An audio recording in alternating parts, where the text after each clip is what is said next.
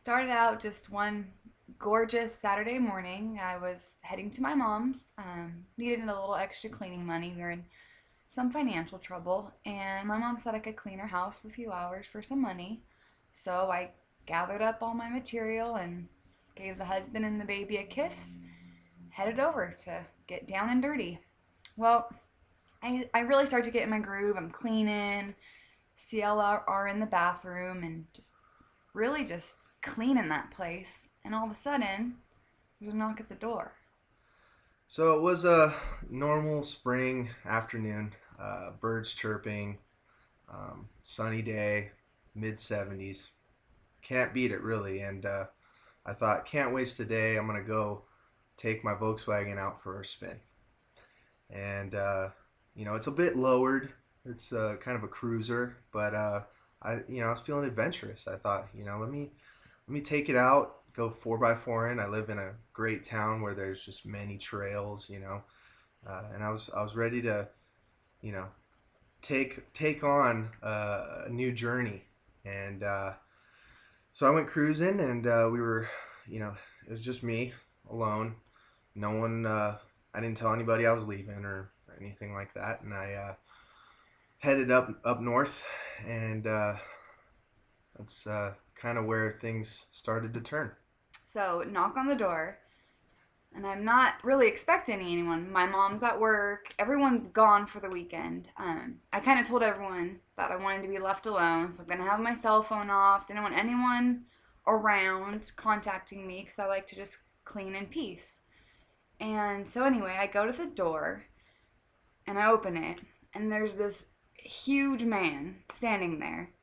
Um, has a face mask on, wearing all black, knife in one hand, gun in the other, rape kit in tow. But I saw a hammer hanging off his pants. So I started to get a little suspicious. But I said, "Hi, can I help you?" And he said, "Your mom hired me to clean as well." And I'm like, "The heck? I need the money. Why is she hiring someone?" So I'm still kind of like, I don't know about this guy. He looks a little suspicious. Um, so we just chatted. He said, "No, I'm here to work on the bathroom." And I said, "All right." And, I just, part of me was like, "Steph, you need to kind of think about this. Do you think your mom would really hire someone else?" But I let him in So here anyway. I am, hugging the side of a large mountaintop, and I go to change a CD in my CD player. Uh, Before I know it, I'm hurtling down the mountainside, just rolling and rolling and flipping, and all I could think about was my poor Volkswagen. What is happening? And then I hit a large redwood.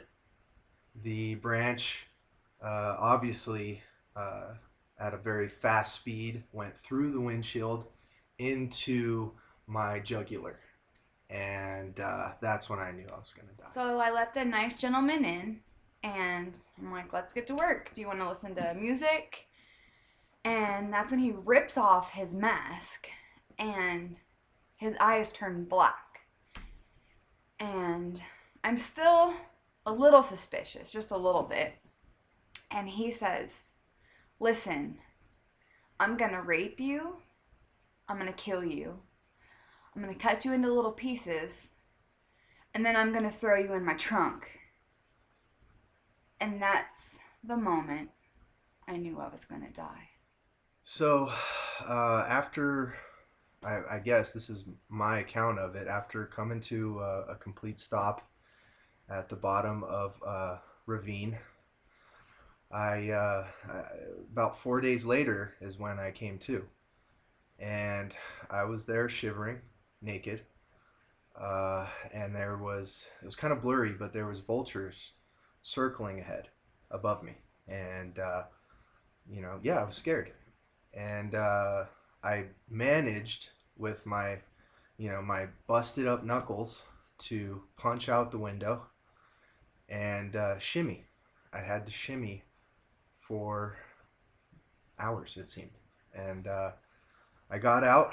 Um, kind of had to use my buttocks and my pelvis area to shimmy up the hill, and it was a steep hill, graded, and just kept going and going and going and going and going.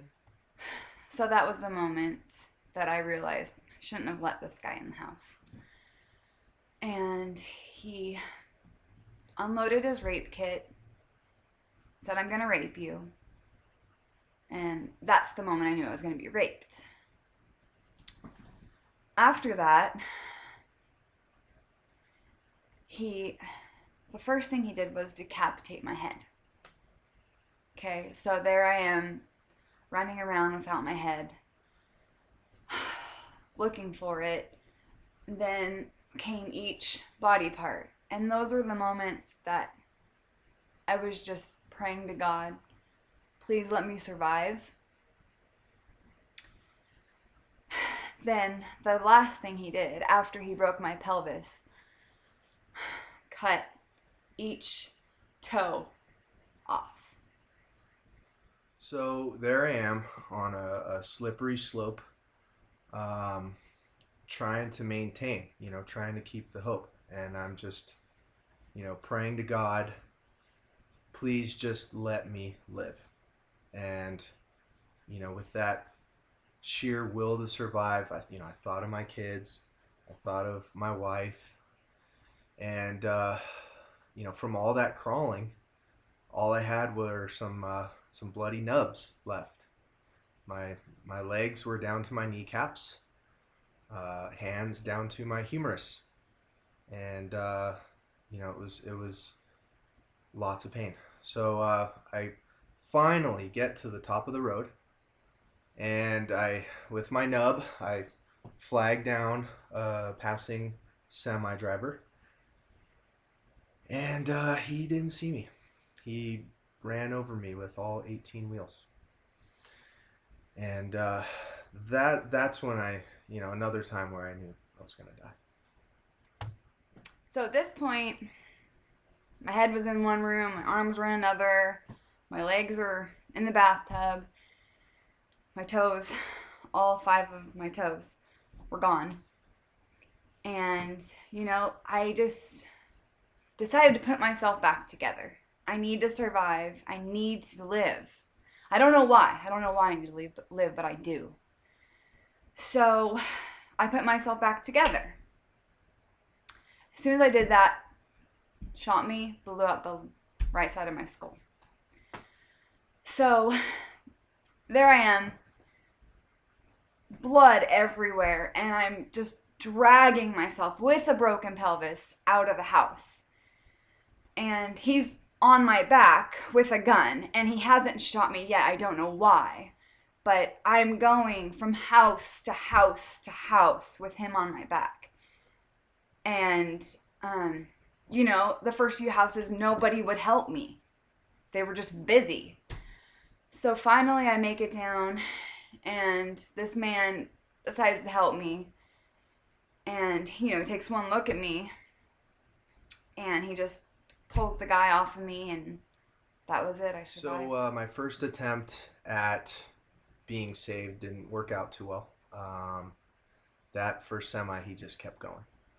But luckily, there was one coming. He stopped just in time, only ran over me with a couple tires, and he, pulled me out from under his truck, threw me in the passenger seat, and told me not to get too much blood on his interior.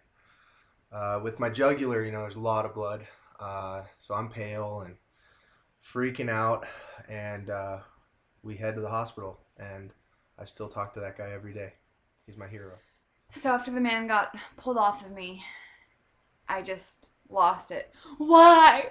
Why did this happen to me? Why? Why? I got over it. I'm a survivor. I went through something. But I'm a better person for it today. I survived because not only did I put myself back together literally and figuratively, I just pulled through with life. And I thank the Lord above. I thank that man. He gave me a new outlook on life. So I'm a survivor. And luckily, besides the cut in my neck where I got decapitated, my limbs, everything work perfectly. So I wear a scarf now, and I like it. I'm a survivor. I So, survived. after years of reconstructive surgery, I made a full recovery. All my limbs grew back, and now I drive a 18 wheeler. Forget the Volkswagens, you know. Gotta hug the mountaintop. You can't, you know. And what I learned, I mean, I survived because I couldn't take it too seriously, you know. Um, thank God.